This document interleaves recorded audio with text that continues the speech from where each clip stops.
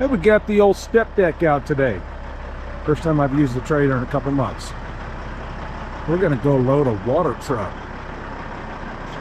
And then we're gonna go to Manhattan. I actually hauled this water truck about 3 months ago.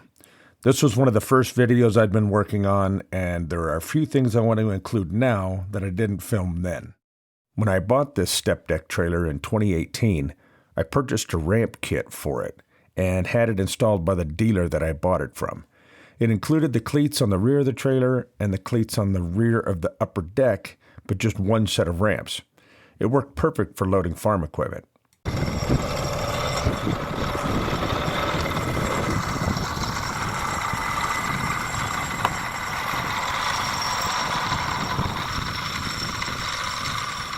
However, I quickly realized that I was going to need to add a second set of ramps to the trailer in order to be able to load most anything else that had less clearance.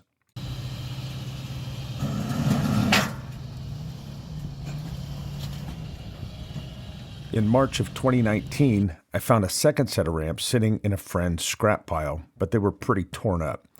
I had them repaired, and I also purchased the ramp stands that connect the two sets of ramps together in the middle. It made the total length of the setup now 16 feet long, and the approach angle was low enough that I could drive nearly anything onto the trailer.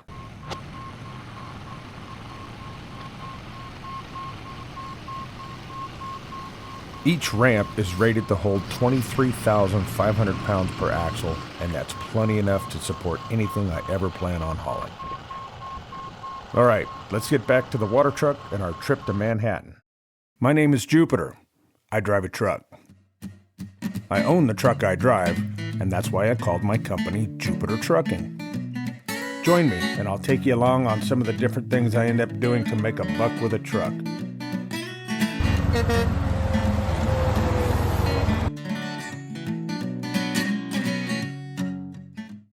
Here I am at the customer's yard, setting up the ramps, while he fires up and drives the truck over to where I'm parked.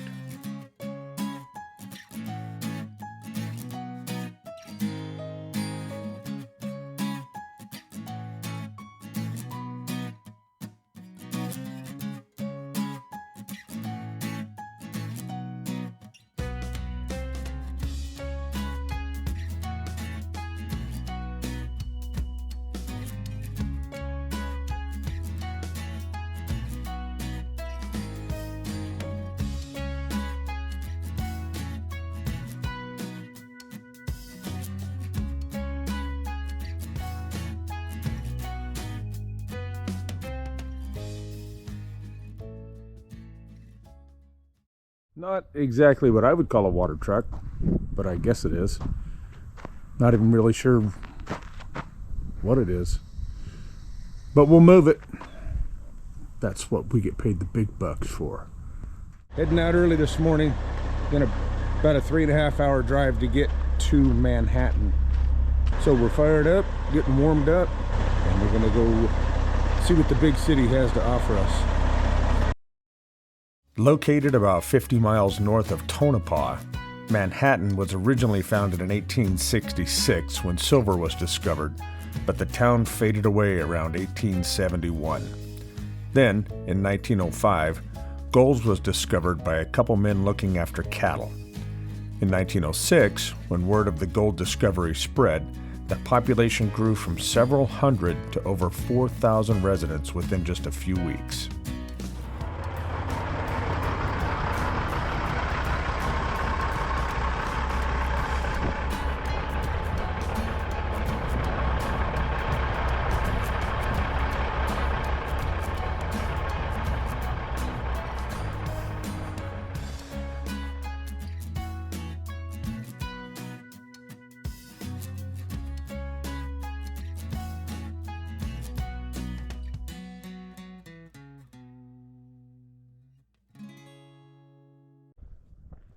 No one can ever say I haven't driven my truck in Manhattan.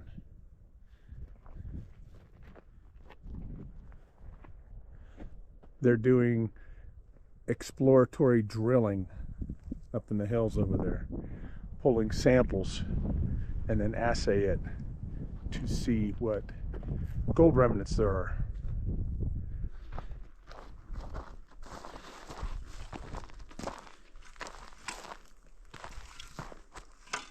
New Nevada and Old Nevada. Today I'm lucky enough to have a passenger. My beautiful wife Amy. She joined me for this trip out to Manhattan. Most people lived in tents with just a few wooden cabins. A bank, the only stone structure to be built in the town, was erected in 1906. A depression followed the 1906 San Francisco earthquake, and the bank was forced to close. The ruins are still standing, however, and the safe is still in the corner of the building. In 1908, the town decided that they could use a church, so they went to the deserted town of Belmont, which is 18 miles away, disassembled and moved the church to Manhattan. It's still standing on the hillside overlooking town today. Here are a few other old photos I was able to find, and some comparison video I was able to get.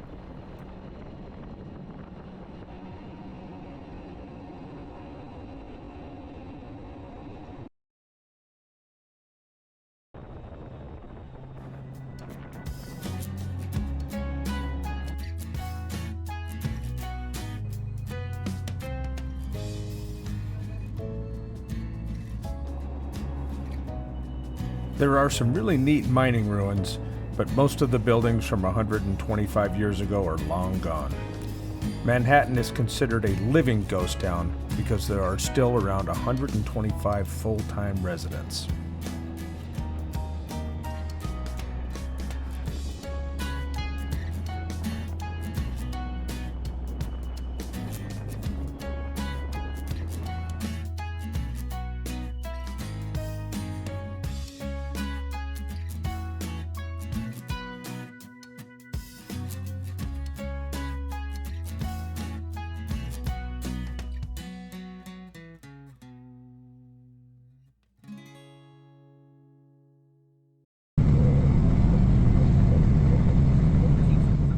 Manhattan sits about 70 miles south of Highway 50, which is Nevada's most famous highway.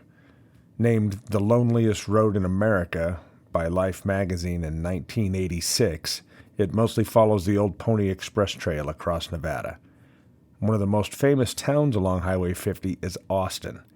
It was a major mining town during the 1860s, and today it's a popular stop for food and fuel by people traveling through.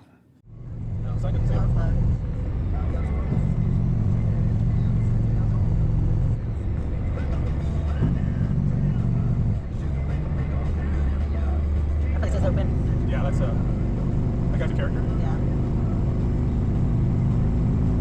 About an hour east of Fallon is Middlegate Station. It was originally built as a Pony Express station and then later became a stage stop. In the early 1900s, it was turned into a roadhouse and a rest stop when they built and paved the Lincoln Highway. Just recently, in February 2025, Middlegate was named by USA Today as being one of the best restaurants of the year. It's a local favorite and a world-famous landmark along Highway 50. We stop in for a burger and a beer whenever we get the chance.